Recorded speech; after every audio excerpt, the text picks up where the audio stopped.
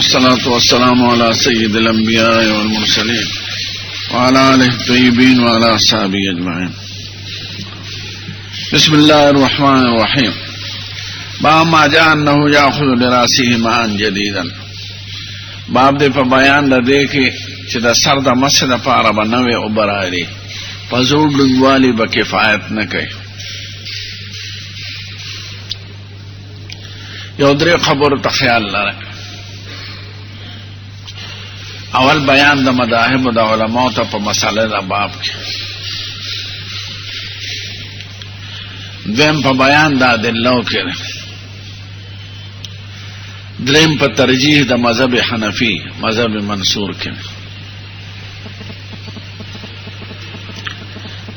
اوله خبره چې مسئله څه بیانول غواړي، مسئله دا بیانول غواړي چې د سر د مس دپاره نوې اوبه راغشتل شرط دي او که سنت دي.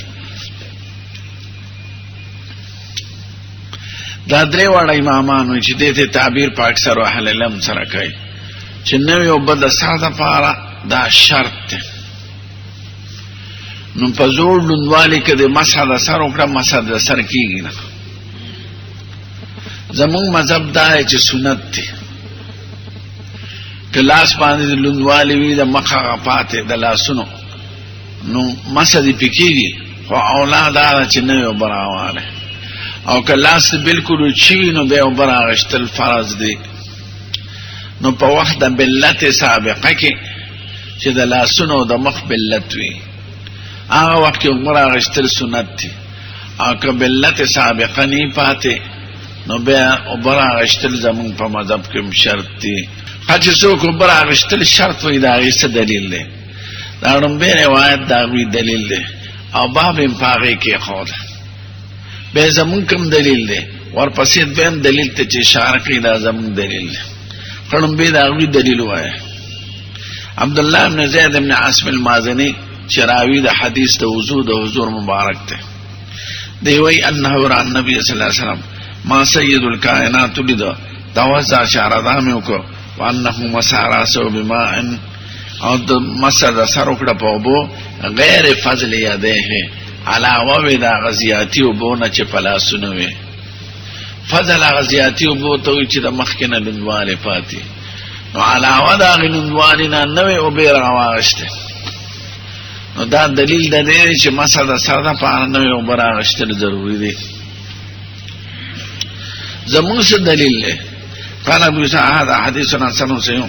وروى ابن لهيعة ابن د حبان په مقابله کې ابن لهيعة چې دا روایت بیان کړی دی، دا ابن وهب په مقابله کې عبد الله ابن وهب نه عمرو بن حارث سره باندې عطف کیږي. عمرو بن حارث د حبان نه روایت کوي، ابن لهيعة هم د حبان نه روایت کوي. انا حبان بن واسع نبيه عن عبد الله بن زيد ان النبي صلى الله عليه وسلم توضع یوزل اشاره دام کو وانه مسح راسه بما غبر من فضل یدیه، پاک باقی اوبو باندې چې د فضل د یدینو نه پاتې و. غبره معنی بقیه، او فی الغابرین فی الباقی، نو په باقی اوبو باندې زوړ لوندوالی چې پاتې و په هغې مسح وکړه.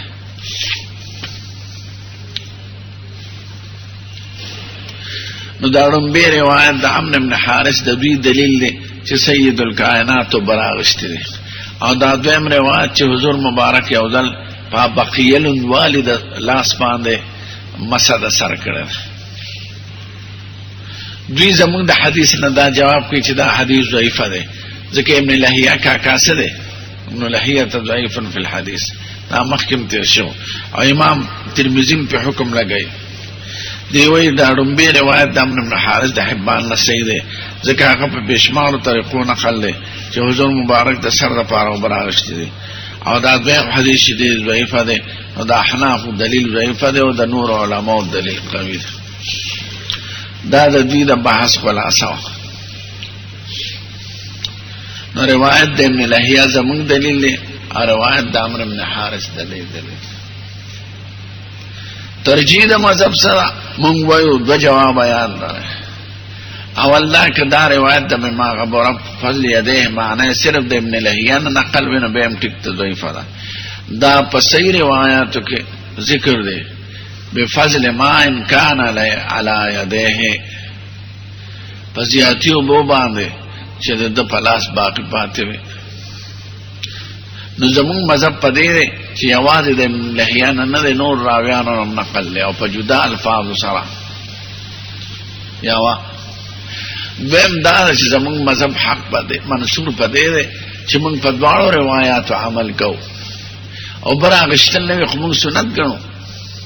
خو چې یو واقعه د واقعاتو د مصطفی کې په وجود حضور کې دا ثابت شي چې په زور بلت باندې کفایت کړی دی نو د نفي د فرضیت د پاره دا کافی ده.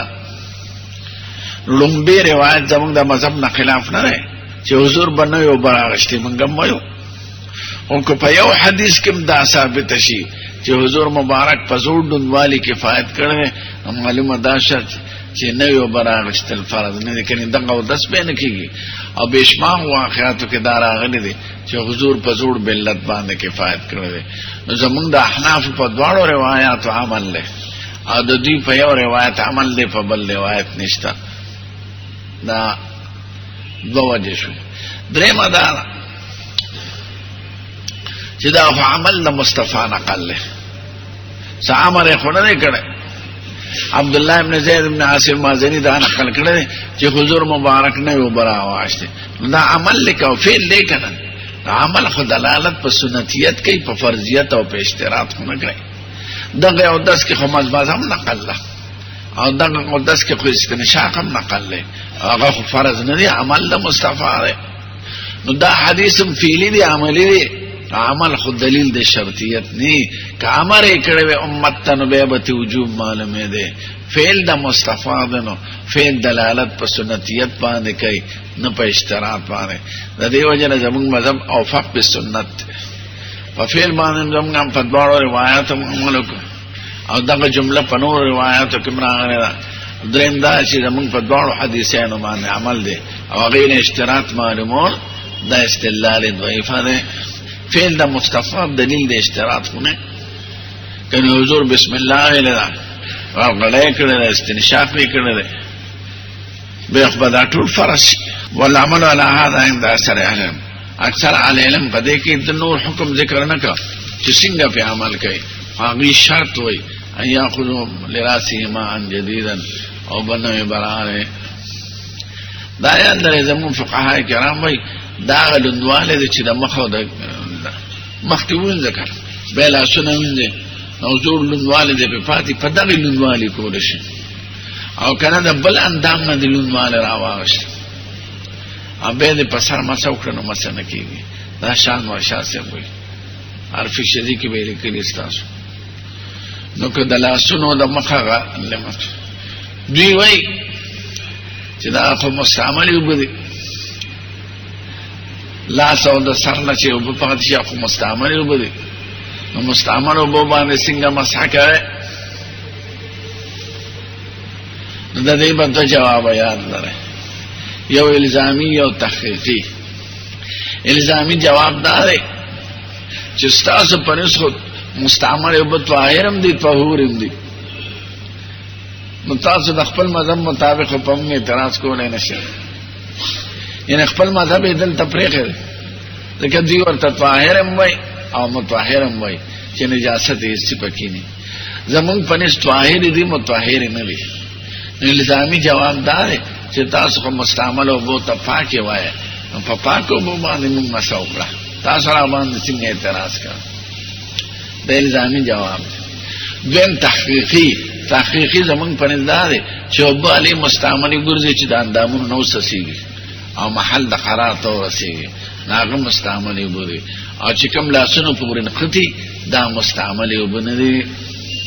نو چې مستعمل نه دي زمون په نس طاهر او مطهر دواړه دي مسح د سر پکېږي. خو شه په خبر الحمدلله. بهم باب ته ګوره با مسلو زنین ظاهر ما او باطن ما مسله غونو د ظاهرم دو د باطنم باطن دې ته دې سورې ته او ظاهر دې شاته. حدثنا عناد قال حدثنا ابن ادريس عن ابن عجلان عن زيد بن سمعان بن ثابت عن ابن عباس النبي صلى الله عليه وسلم واصحاب راسه وزنه ظاهر ما وباطن ما. حضور مبارک پسرم ما سوکړو په غونو وظاهر او باطن. وفي الباب عن ربيع بنت معوذ بن عفران ہم روایت نقل ہے. قال ابو اسحاق حدیث ابن عباس حدیث حسن صحیح والعمل على هذا عند اکثر العلم يرون مسح الاذنين ظهورهما وبطونهما. اکثر اهل علم وایي چې مسح د ظاهر او د باطن کې او تابع د مسح د سر دی. دا بل باب موینو بیا پوش با ما جاء ان الاذنين من الراس وغونه د سر نه دی. نو چې وغونه د سر نه دی نو وبد سر غدي د پاره کافر او چې وغونه د سر نه دی نو د سر څه حکم چې دی هغه په وغونه کې جاری کیږي. د سر څه حکم دی مسح نو وغونه کې به مسح. حدثنا قتيبة قال حدثنا محمد بن زيد سنان بن ربيعة عن شعر بن حوشب عن ابي امامة ابي امامة نم یاد لريخه سدي بن عجلان. ابي امامة سنم دي سدي بن عجلان سواد سره. ابي امامة وي قال توضأ النبي صلى الله عليه وسلم سيد الكائنات او دسكو وغسل وجهه. دا فی تفصیلیه ده دا سنه چې او دسیو کنو بیا دا غینا پس مخلاصونه اومدل دا فغسله تفی سوی دا توضو تفصیل بیانه. نو دې تفای تفصیلیه وی فای تفریعیه نه. دا سنه چې مخکې چاردامو کو اوس پخپی ویندي نه چاردامو کو سنګیو کو فغسل وجهه. نو دا فا تفصیلیه ده. وغسل وجهه سلاسا ويديه سلاسا ومسح براسه. او شو کتش عمل د حضور مبارک دلیل د فرضیتی نه خو به دې ځلم فرض کې. وقال مسح براسه وقال الاذنان من الراس وغونه تابع د سر دی او وغونه د سر نه دی. قال ابو اسحاق قال قتيبة قال حماد لا ادري. حماد داراوی دی چې دا الاذنان من الراس دا کلام د سید الکائنات ته او که کلام د ابي امامه دی. او فی الباب اناسن قال ابو سرع هذا حدیث ليس اسناده بذاك القائم. اسناد ضعیف دی ځکه دې کې دراویان ناغلي دي. سنان مې ربي هم کمزور دی او شهر ابن حوشب په مقدمه د مسلم کې تاسو ویلي الا ان شهرا قد نزكوا الا ان شهرا قد نزكوا فنيزون والده ائمه ده. والعمل على هذا عند فعمل بدي حديث اكثر اهل العلم من اصحاب النبي صلى الله عليه وسلم ومن بعدهم ان الاذنين من الراس. وبه يقول سفيان الثوري ومبارك واحمد واسحاق. وقال بعض اهل العلم بعض علماء الذي لكريم منهم الشعبي ما اقبل من الاذنين فمن الوجه وما ادبر فمن الراس. وقال اسحاق واختار ان يمسح مقدمهما زما دا خخر چې مقدم د اذنين د مخسر مسکه اما اخره د سره. دو خبرو ته خیال لره. اول دا چې مسله د باب سره او حکم د باب. دیم علماء د دې باره کې سوی مذاهب د فقهاو. بیا اخیری خبره ترجیح د مذهب منصور ده چې هغه د اکثر علماو مسلک دی. مسله دا چې د غوګونو حکم څه دی مسح او که غسل له او که فرق ته په غوګونو کې. نو حکم د مسح د غوګونو یادای حکم د غوګونو مسح دا که غسل له او فقها سوی په دې باندې د خدای قول ذکر کړی دی. خودي سلور قول بعض ظاهریه وای لکه داود ابن علی ظاهری چې حکم د غوګونو غسل له چې مخ وینځي کنه لمدې ګوتې په دې کې وې نو بیا چې دا وکړي نو بیا لمدې ګوتې په دې کې وې چې بیا مخ وینځي لمدې ګوتې په دې کې وې. دا اول مسله ده چې حکم د غوګونو غسل له. دلیل یې څه دی؟ دلیل دا چې خدای پاک د وجه حکم څنګه ذکر کړی دی غسل او غوګونه په مواجهه کې داخلي سړی چې چاته ګوره غوګونه مخکاري. نو حکم د وجه هغه حکم د اذنین هم شو. دا ربي خدا شاس قول. دویم قول عکس ته دی چې څلور واړه فقهای کرام پاغې دي چې نه حکم د غوږونو مسح ده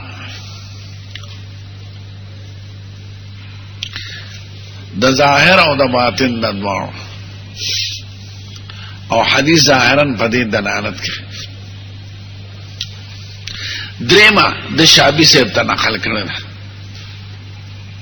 او د بعض تعبیرونو نقل لې چې د باطن حکم غسل لې او د ظاهر مسح دی، یعنی د باطن کې بوبلم دی اچي په وخت کې او ظاهر به د سر سره مسح کې، نو باطن به د مخ سره وینځي او ظاهر به د سر د وګونو سره مسح کې. درې قول شو. څلورم د اسحاق قول له اسحاق هم د جمهور علما سره دی چې حکم د وګونو مسح ده، خو فرق دا دی چې باطن تابع د مخ دی او ظاهر تابع د سر دی. چې مسح کې د مخ سره به مسح کېده دی او چې د ظاهر کې نو د سر سره به کې، نو حکم یې خو مسح وای خو باطن تابع د مخ وای او ظاهر تابع د سر وای. دا هغه مسله ده چې د ورته اشاره کړل. یو بله مسله ده هم درته ښیم خو دې مسلې نه فارغ شو. مونږ وایي نسته حدیث دا دی الأذنان من الراس، اذنان د سر نه دي، نو د سر حکم څه دی؟ مسح ده، نو د غوږونو حکم هم مسح شوه او چې د سر نه شو نو تابع د سر شو، نو دا به پس د سر د مسح نه کې که ظاهر وي که باطن وي، ځکه رسول الله مبارک د ظاهر او د باطن فرق نه دی کړی، نو چې د سر مسح کې د غوږ بم کې او تابع د سر به. نو دا نور مسلکونه شاذ نقل دي او استدلالات یې عجیبه دي. دویمه مسله چای کې زمونږ او د شوافی او د نور علماو خلاف دی، دا هغې ته دلته اشاره نه ده کړې. هغه دا ده چې د غوږونو دپاره نوې اوبه راغېستل سنت دي که نه دي. یو خو د سر مسله وه او هغې ورته شرط وایي، نه هغې وایي د غوږ مسه به هلې کې چې نوې اوبه راوالی، دا سنت دي. او مونږ ورته که لوندوالي وي نو نوې اغشتل سنت نه دی. اوس ظاهر د حدیث زمونږ تایید کوي په دې دویمه مسله. ظاهر د حدیث مبارک زمونږ تایید کوي په دې دویمه مسله کې، ځکه حضور ویلي دی الأذنان من الراس، وګونه د سر نه دي، نو چې د سر شو نو د سر حکم مسح ده او د هغې هغه اوبه د دې دپاره هم کافي دي، ځکه چې شریعت لاسونه او مخ وینځل وایي، نو چې یو ځای د یو ځای جز وي نو د یو جز دپاره اوبه راغېستل نه وي، خو نشته. داسې نه چې داس باندې زمونږ اچولې دې دپاره به جدا راغلی دې دپاره به جدا راغلی، نو چې شریعت وایي غوږونه د سر نه دي نو تابع شو په مسح د سر کې د سر، نو د سر لوندوالی د دې غوږونو دپاره کافي دی. دوی په دې حدیث اعتراض کوي، دا حدیث خو زمونږ تایید کوي، خو دا خلک چې څومره محدثین دي لوی یا ائمه دي مشهور لکه حافظ ابن قیم ابن تیمیه او نور محدثین، وی چېرته یو حدیث کې هم دا نه دي راغلی چې حضور مبارک د غوږونو دپاره نوې اوبه راغېستې دي. یو حدیث کې خو ثابته کړي لم یاخذ لراس اذنیه ماء جدیدا، او دا حدیث دی وی دا ستاسو دا حدیث ضعیفه دی، ځکه دی کې شهر ابن حوشب کا راغلی دی او شهر ابن حوشب دا الا ان شهر قد نزکوه ضعیفه دی. دویم دا چې دا قول الأذنان من الراس دا مشکوک شو چې قول د ابي امامه دی او که قول د رسول الله دی، ځکه د حماد پکې شک دی. که قول د رسول الله وي نو حجت دی، او که قول د صحابي نو حجت نه دی، نو چې اذا جاء الاحتمال بطل الاستدلال. حماد سوی لا ادري هذا من قول النبي صلى الله عليه وسلم او من قول ابي امامه. د شهر په جواب کې د مسلم په خپل شرح کې نو ویلي کې نه چې شهر حجت ته او دومره امامان تعدیل او توثیق کړی، نو که مسلم مولا او بعض علماء تنقید پې کړی دی، خو ډېر علماء د توثیق کړی دی، نو صحیح دا چې د رواتو د حسن نه دی. دویم دا چې دا شک خو د حماد نه راغی چې دا ابي امامه کلام نه که د رسول الله کلام نه. خو نور روایتو کې قال رسول الله له زنان من الناس په تحاوی کې دی په دار پتن کې دی آی کې بلا شک ذکر دی.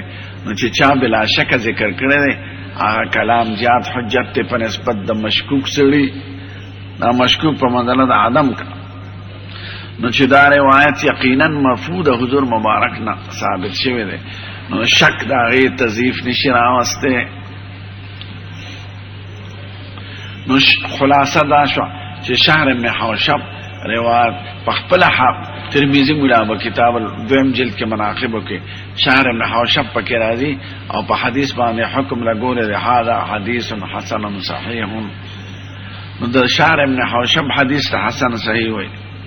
به شوافی او تعویل کوي په دې حدیث کې چې هدايه ذکر کړل. شوافی وی که دا حدیث صحیح مشی علو زنان من الراس نو سید الکائنات بیان د خلقت کوي نه بیان د حکم.